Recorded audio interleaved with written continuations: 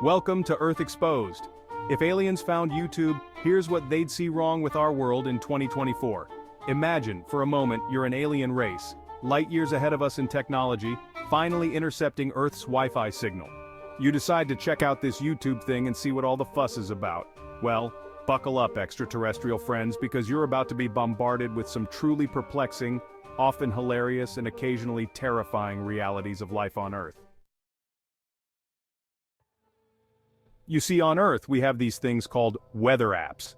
They're supposed to tell us if it's going to rain, snow, or spontaneously combust on any given day. Except lately, they've become about as reliable as a politician's promise.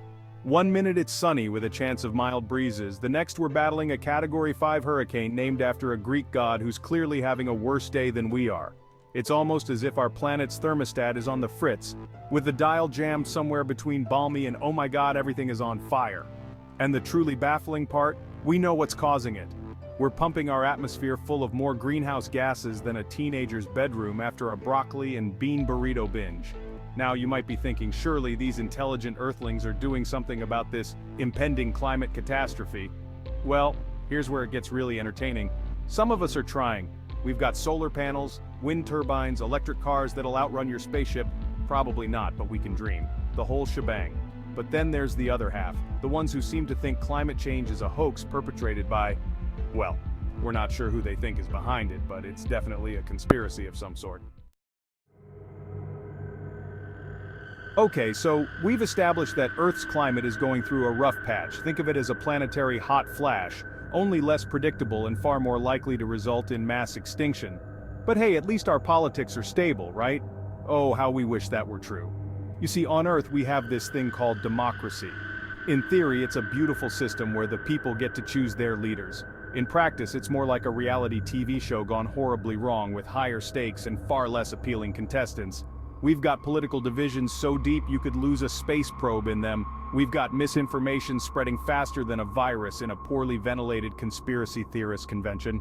And don't even get us started on the social media algorithms that seem specifically designed to keep us at each other's throats. Now let's talk about money, or more specifically, the unequal and often hilarious distribution of it here on Earth. We've got people who think a $1,000 handbag is a steal, and others who consider a $1 can of beans a luxury. We've got billionaires launching themselves into space for fun while millions struggle to put food on the table. It's like we're living in a dystopian novel, only the author clearly ran out of creative juice when it came to plot points. The gap between the haves and the have-nots is wider than the Grand Canyon, and it's only getting bigger. It's gotten to the point where we're not even sure what to call billionaires anymore. Ultra-high net worth individuals, masters of the universe, people who could solve world hunger but would rather buy another yacht shaped like a giant rubber ducky. The possibilities are endless, and none of them are particularly flattering. And the truly absurd part? We're told that this level of inequality is necessary for a healthy economy. Remember those aliens we mentioned earlier, the ones who are probably questioning their decision to make contact with us right about now? Well, if they're watching this, we have one piece of advice. Get vaccinated, like for everything. Because Earth, my friends, is a veritable petri dish of infectious diseases, both new and old. We've got pandemics that spread faster than misinformation on Twitter. We've got antibiotic-resistant bacteria that laugh in the face of hand sanitizer. And the kicker, we're not even prepared for the next big one. Let's talk about social media, shall we? That wonderful invention that allows us to connect with people all over the world, share our thoughts and feelings, and obsess over the perfectly curated lives of strangers.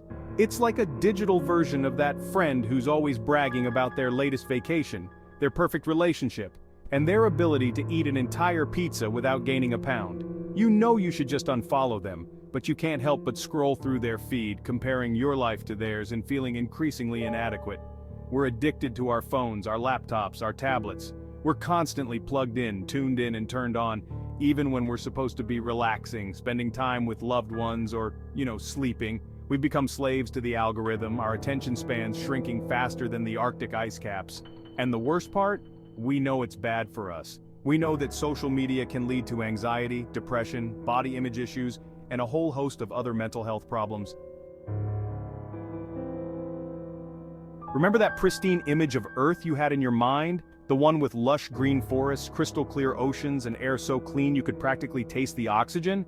Yeah, forget about that. Because the reality is far less idyllic. We've polluted our planet to the point where it's practically choking on its own waste. We're talking plastic bottles clogging up our landfills and oceans, forming islands larger than some countries. We're talking toxic chemicals seeping into our water supply, turning our rivers into hazardous waste dumps. We're talking air pollution so bad that in some cities, you need a gas mask just to walk down the street. It's enough to make you want to hold your breath, seal yourself in a biodome, and wait for the apocalypse to pass. But even then, there's no guarantee you'll escape the consequences of our actions. In a world increasingly reliant on technology, we've created a digital playground for hackers, scammers, and all-around digital mischief makers.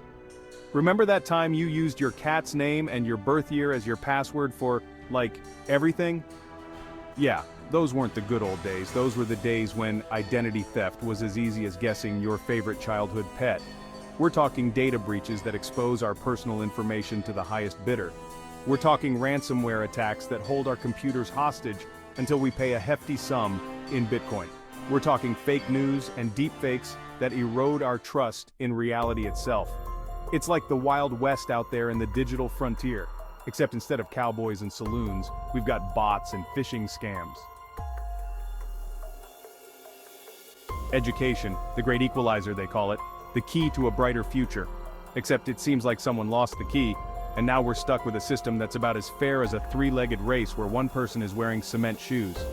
We're talking about schools in affluent neighborhoods that have more technology than a Silicon Valley startup, while schools in underprivileged communities are lucky to have textbooks that aren't older than their teachers. We're talking about students who have access to every educational resource imaginable, while others are struggling just to get by. It's a vicious cycle of inequality, where your zip code determines your destiny. And the worst part? We're failing our children, the very people who will inherit this mess. Let's talk about mental health, shall we?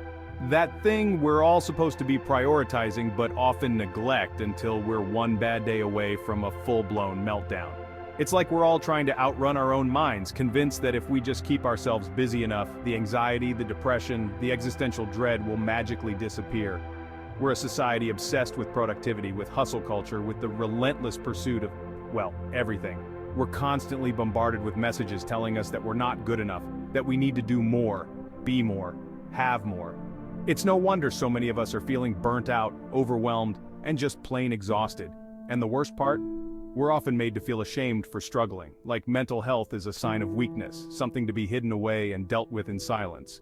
But the truth is, mental health is just as important as physical health.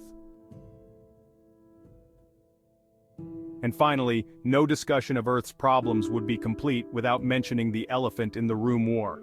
It's been a constant throughout human history, a never-ending cycle of violence and destruction that seems as inevitable as the sunrise. We're talking about wars fought over resources, over ideology, over land, over, well, you name it, we've probably fought a war over it at some point. We've developed weapons capable of unimaginable destruction, from nuclear bombs to autonomous drones that can kill without human intervention.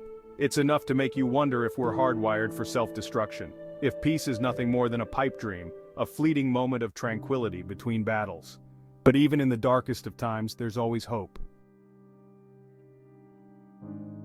Thanks for watching Earth Exposed. We know it's a lot to process. Frankly, it's a lot for us to process too, and we live here. But hey, at least we have each other, right?